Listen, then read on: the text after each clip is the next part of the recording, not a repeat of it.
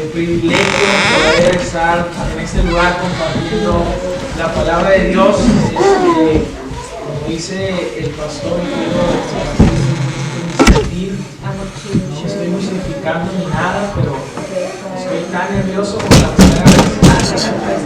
Pero doy gracias a Dios por la oportunidad de poder traer su palabra. Realmente es una gran responsabilidad compartir la palabra de Dios, ¿verdad? Y como decía el pastor, hace algunas semanas Dios puso un pasaje, una carga en mi corazón, ¿verdad?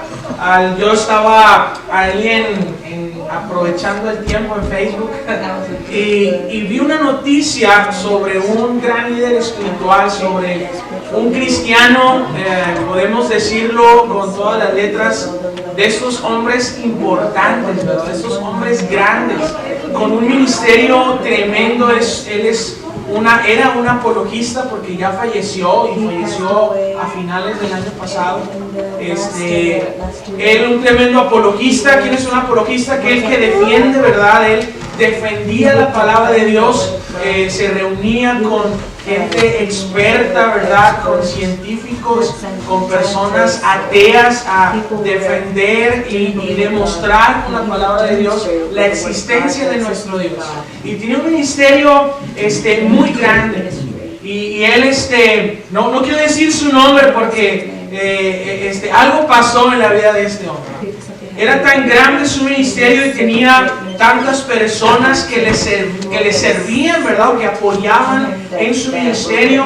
Y resulta que después de muerto, meses después de su fallecimiento, sale esta noticia donde es acusado, no por una, pero por varias personas de abuso sexual.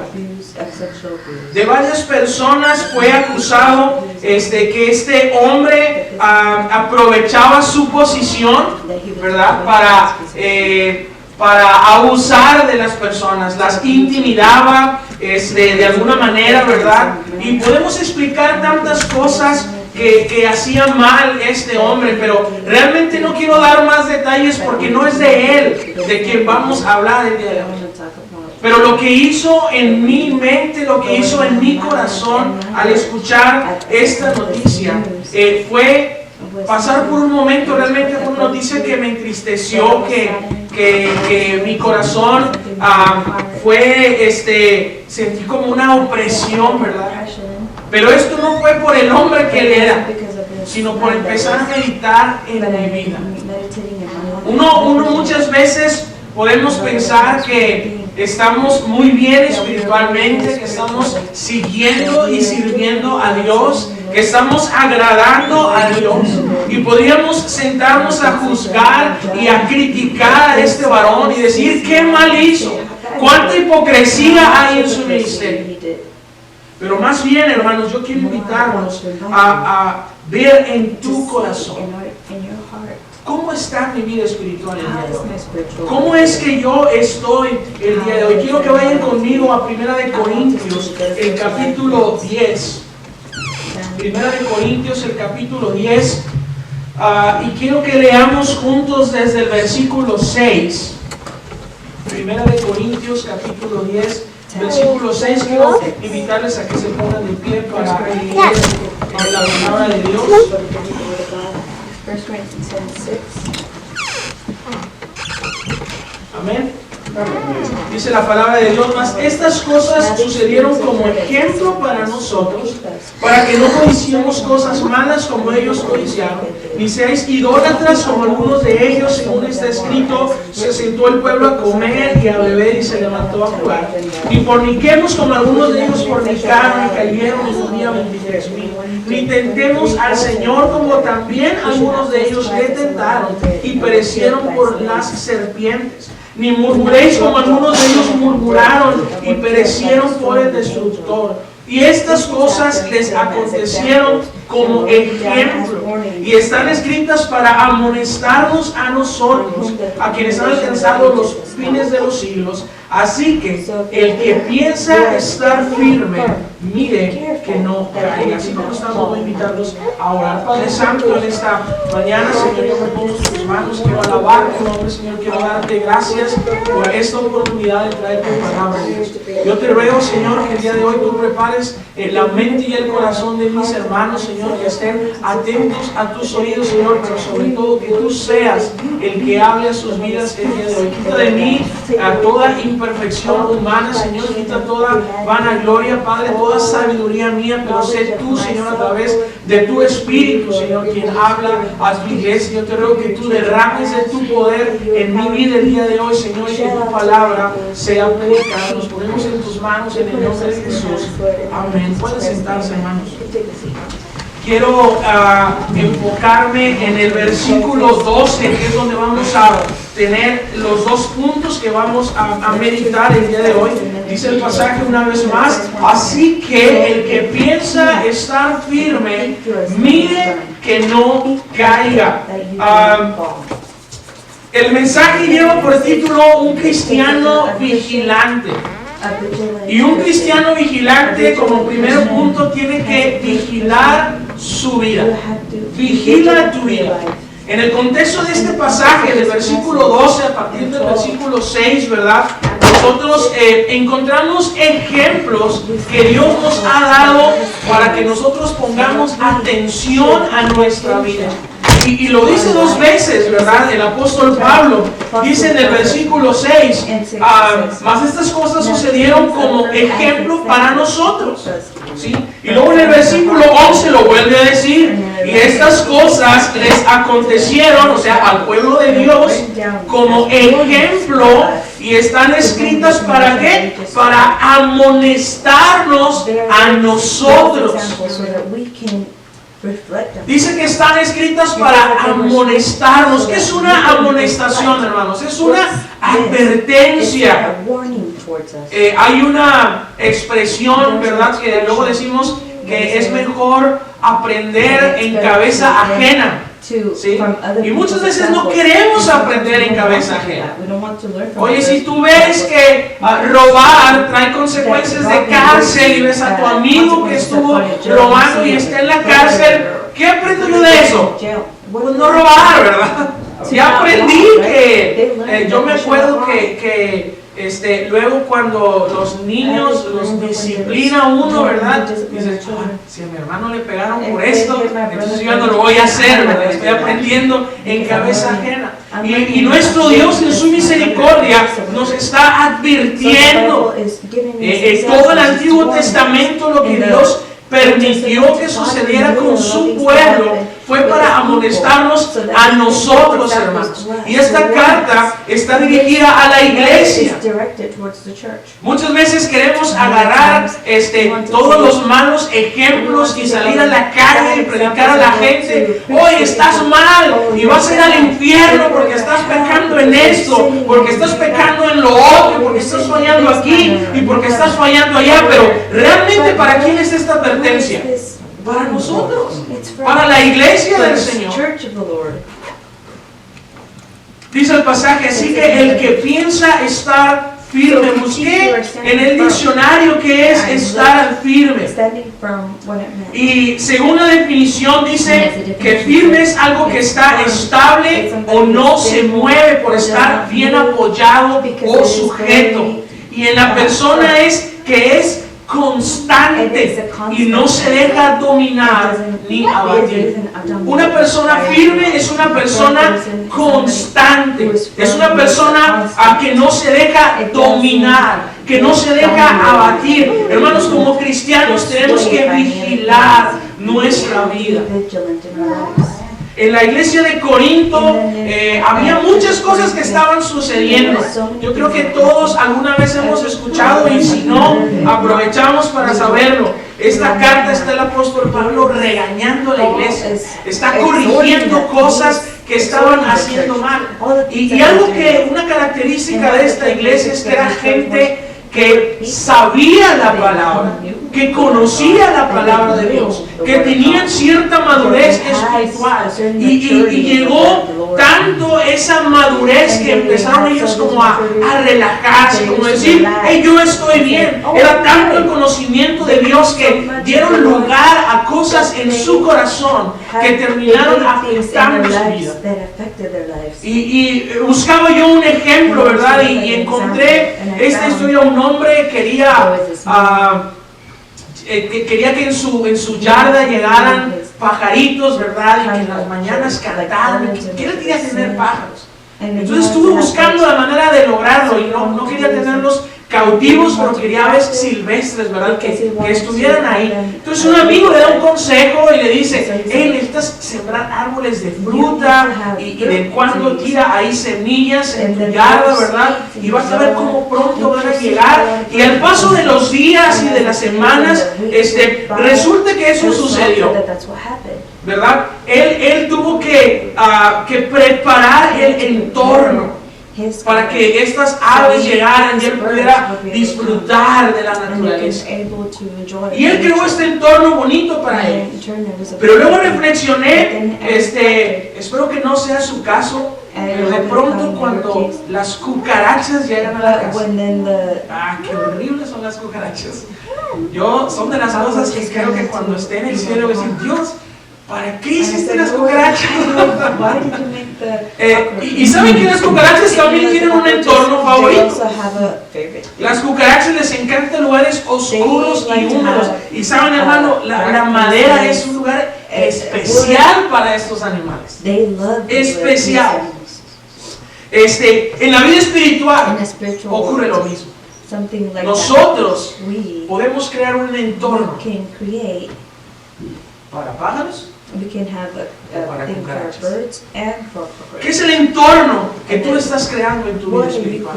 ¿Cuál es el entorno que tú estás teniendo en tu vida como cristiano? Si vas conmigo a Efesios, el capítulo 4, versículo 22. Efesios 4, 22. Quiero que lean conmigo. I want you to say with me. Ephesians 4:22. Efesios 4:22 dice la palabra de Dios: en cuanto a la pasada manera de vivir, dice, despojados del viejo hombre que está viciado conforme a los deseos engañosos. En cuanto a la pasada manera de vivir, despojados del viejo hombre. Y fíjate lo que dice esta palabra de Dios, este pasaje. Dice, pasada manera de vivir. ¿Qué quiere decir esto? Que ya no deberíamos de vivir como antes, ¿verdad? Si nosotros vivíamos de alguna manera, o de la manera, mejor dicho, en la que vivíamos en tiempos pasados, dice la palabra de Dios, despójate de esa manera de vivir. Quítate esa manera de vivir. Porque esa manera de vivir está viciada. Está viciada conforme a los deseos engañosos, dice. Luego el versículo 26 y 27, ahí mismo dice la palabra: airaos pero no pequéis, no se ponga el sol sobre vuestra enojo. ¿Y qué dice? Ni deis lugar al diablo. Wow.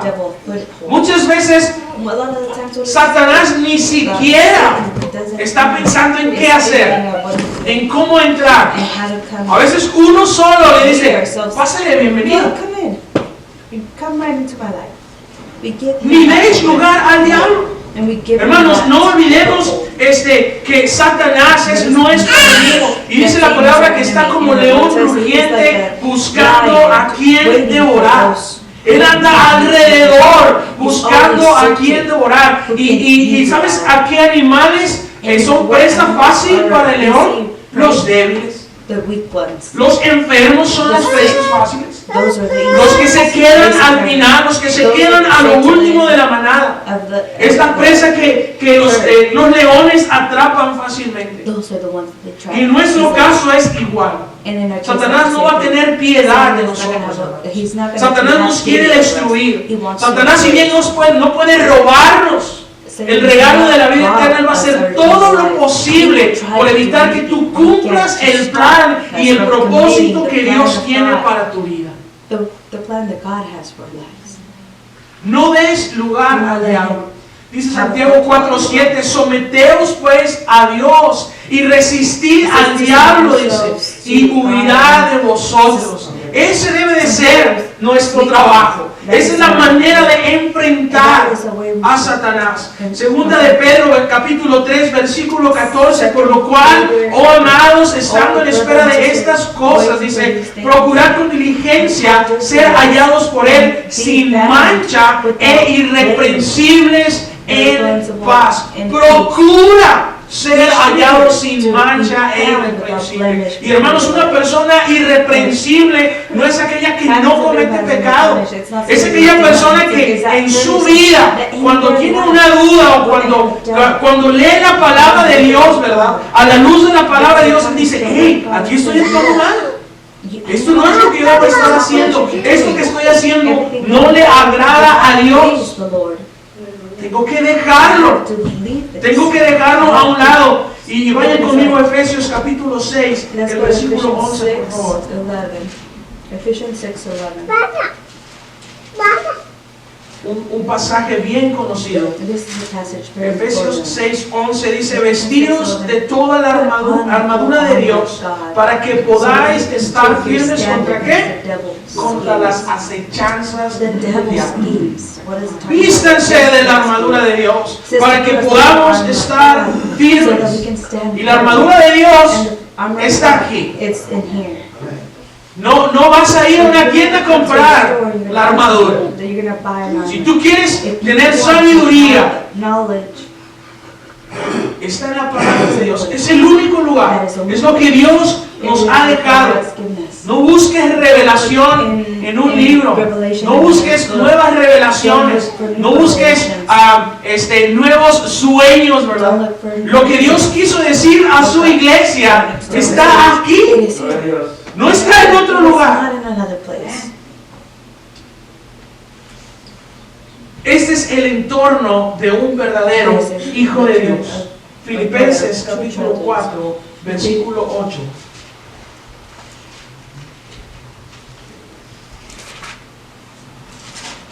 Filipenses 4:8.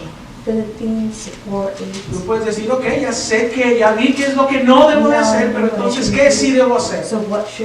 Dice la palabra de Dios, por lo demás, hermanos, todo lo que es verdadero, todo lo honesto, todo lo justo, todo lo puro, todo lo amable, todo lo que es de buen nombre, si hay virtud alguna, si algo digno de alabanza, en esto pensar. En esto pensar, en todo lo bueno, todo lo verdadero, lo honesto, lo justo, lo puro. Ese es el entorno del creyente. Hermanos, es el entorno que nosotros deberíamos de crear.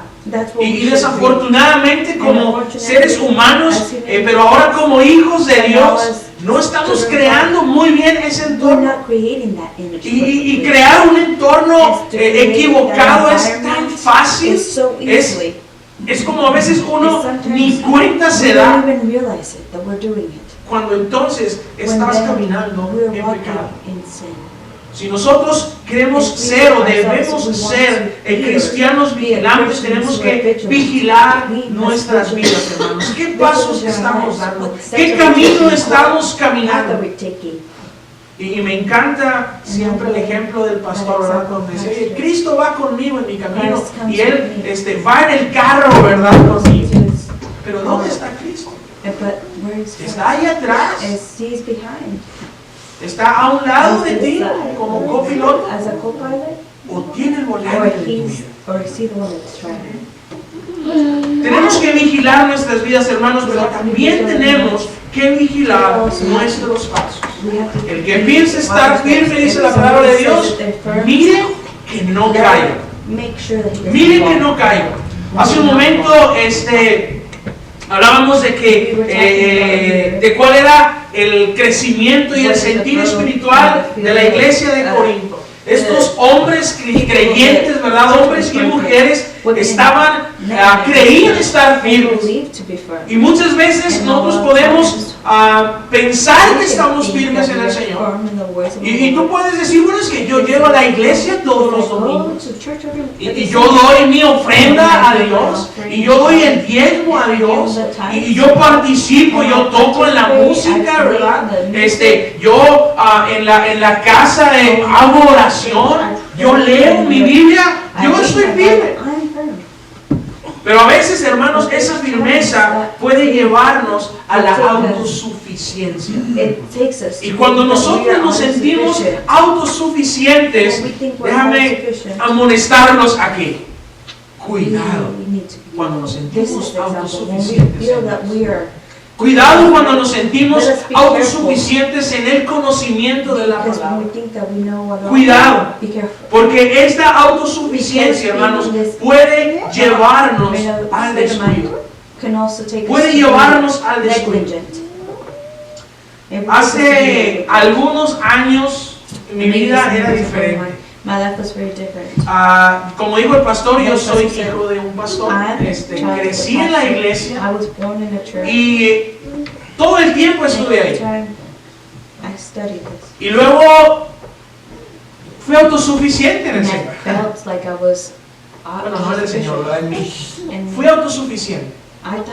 Y yo sentía que mi conocimiento de la palabra y que lo que yo sabía no podía afectarme más.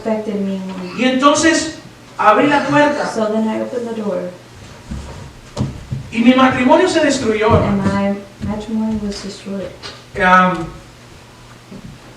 De pronto yo disfrutaba estar en un bar con mis amigos de trabajo.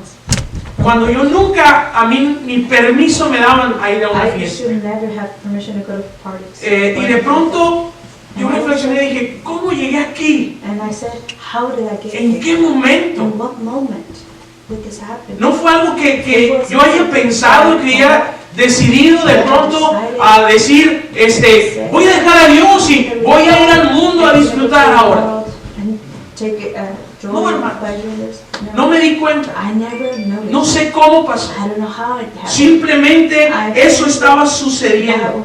Estaba destruyendo mi vida. Cuando el pueblo de Israel pecó y se mezcló con los moabitas, ¿verdad? Fue porque ellos creyeron que no pasaba nada. Cuando fueron a una cena y empezaron a disfrutar con los ídolos y a mezclarse con las mujeres, y entonces vieron que Dios no mandó fuego del cielo y Dios no abrió la tierra para tragarlos, ¿verdad? Y Dios no los consumió. Entonces decidieron seguir adelante y dijeron, no pasa nada. Y muchas veces como cristianos cometemos el mismo error. Porque hoy me echo un trago y no pasa nada. Mira, sigo siendo cristiano, sigo siendo hijo de Dios. Y hoy voy a una fiesta y mañana voy aquí y mañana voy allá. Y cuando tú menos te das cuenta, estás hundido en tu pecado, lamentándote por haberte alejado de la palabra de Dios. Porque Satanás, hermanos, quiere destruirnos. Él es el destructor. Busquen conmigo Efesios capítulo 6, versículo 12.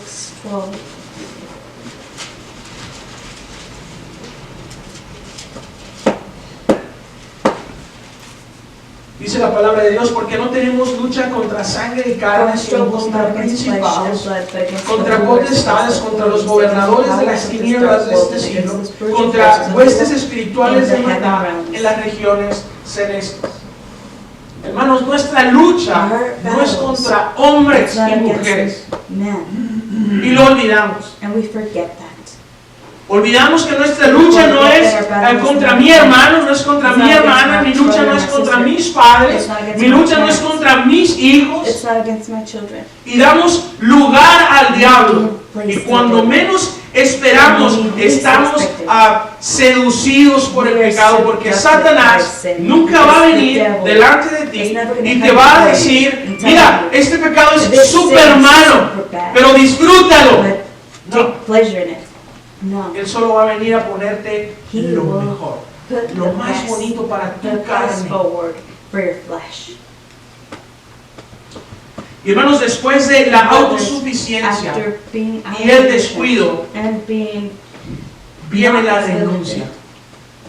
Nos sentimos mal. Nos sentimos indignos. Precisamente el día de ayer, creo en la noche, el viernes, escribió una chica, ella está casada y me hizo un pequeño grupo ahí en Facebook. Y me pone a mí, a mis papás y a mi hermana y platica una situación familiar que está pasando y nos llama para un consejo, ¿verdad? Nos pide un consejo y yo confío, pero sus palabras que he escuchado una y mil veces en la iglesia y que yo mismo he dicho, una de ellas fue, es que mi familia necesita de Dios y quiero compartirles, pero soy indigna porque estoy lejos de Dios, soy indigna, no tengo cara, dice, no tengo cara para poder hablarles de Dios. Y muchas veces nosotros así nos sentimos. Cuando pecamos, cuando nos alejamos del camino de Dios, cuando dejamos a Dios en segundo lugar, entonces ya no queremos ver la cara. Cuando Adán pecó en el huerto del Edén, ¿qué hizo? Se escondió de Dios. Cuando uno de tus hijos desobedece y sabe que algo va a pasar mal, ¿qué es lo primero que hace? Esconderse, no quiere encontrarse con papá ni con mamá. Nosotros somos igual. Cuando nosotros descuidamos nuestra vida espiritual, lo que debemos hacer es renunciar. Cualquier excusa en mi vida era buena para no llegar a la iglesia en domingo. Dejé de tocar, dejé de liderar en la alabanza. Mi trabajo era mi excusa perfecta. Es que tengo que trabajar. Yo era gerente en un restaurante. Entonces tenía que estar ahí. Siempre faltaba algo el domingo en la mañana. Aunque mi turno fuera en la tarde, algo pasaba y yo tenía que estar ahí. Hermanos, las excusas siempre van a llegar para renunciar cuando nosotros estamos en pecado. Pero si tú decides regresar a Dios, Él puede cambiar. Entonces, ¿qué tengo que hacer si ahora me he sumergido en el pecado y ahora me siento indigno y no tengo cara para hablar de Dios, ni tengo cara para buscar inclusive a mi Dios? ¿Qué tengo que hacer? Jeremías, capítulo 15, versículo 19. Jeremías 15, 19. Dice la palabra de Dios, por tanto, así dijo Jehová, si te convirtieres, yo te restauraré, y delante de mí estarás, y si entresacares lo precioso de lo vil, serás como mi boca. Conviértanse ellos a ti, y tú no te conviertas a ellos. Conviértanse ellos a ti. Versículo 19 dice, si te convirtieres, ¿qué dice? Yo te restauraré. Si te convirtieres, yo te voy a restaurar. Y es bien fácil cuando nosotros nos apartamos de Dios, cuando dejamos de cumplir su palabra, ¿verdad? Cuando dejamos de confiar en Él, es muy fácil como nosotros nos convertimos rápidamente a ellos.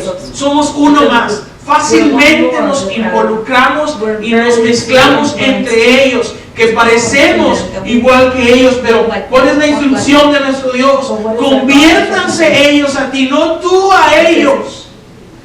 Romanos capítulo 12, versículo 2, ¿verdad? Un pasaje bien conocido. Dice, así que en el versículo 1 dice, así que hermanos, os ruego, dice Pablo, les ruego por la misericordia de Dios que presenten tus cuerpos en sacrificio.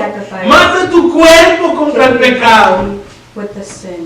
Y luego versículo 2 dice, no te conformes a este siglo, no te hagas como ellos. No seas como el mundo, sino que, sino transfórmate por la renovación de vuestro entendimiento, hermanos, para que comprobéis cuál sea la buena voluntad de Dios, agradable y perfecta. La misericordia de Dios, hermanos, es tan grande que no podemos that we comprender. cannot comprehend it. Hoy los niños estaban hablando de la misericordia de Talking about Dios, the mercy of God. de cómo Dios ha apartado nuestro pecado de Él, como está separado el oriente del occidente. La misericordia de Dios es como la altura del cielo sobre la tierra, amén. It's like the sky. Esa es la misericordia de Dios. Y no quiere decir que la misericordia de Dios mide de aquí al cielo, ¿verdad? Es un ejemplo que nos ayuda a comprender un poco qué tan grande es la misericordia de nuestro Dios. Y nosotros